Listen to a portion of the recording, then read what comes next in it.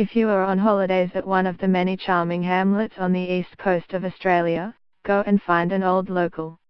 Someone who was there when it was just a few fibro shacks by the estuary. Pull up a stool next to them at the bowling club and ask them this question: is it true that back in the day, they used to mine sand at the beach?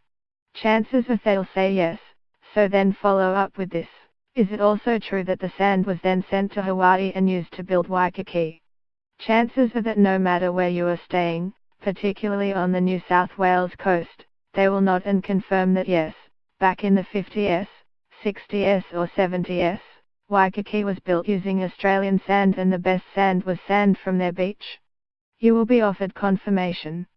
Another local, most likely mahogany tanned and barrel gutted, will tell you that they went to Waikiki in the 50s, 60s or 70s and the locals there told them that the beach was made from Australian sand.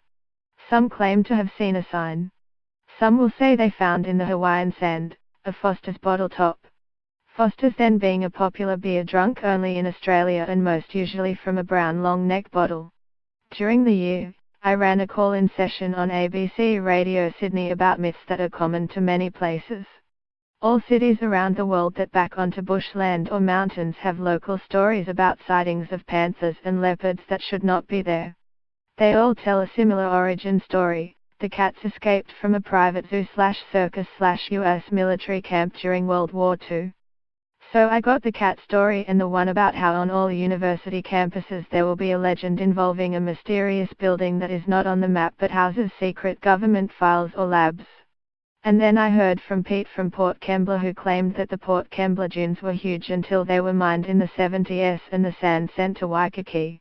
Pete said it was in all the papers at the time. He had read it. I had heard this story before, but not about Port Kembla. So what is the truth?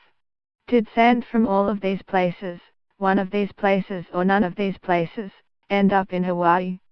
Firstly, it is true that Waikiki is an engineered beach.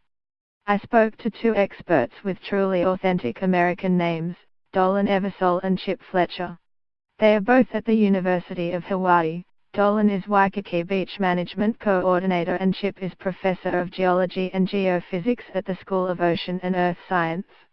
In the late 19th century, where the Hilton stands now was a narrow strip of sand with wetlands behind it.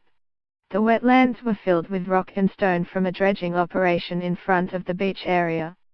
Local government and developers knew that if they were to create a tourist industry they would need to build a beach.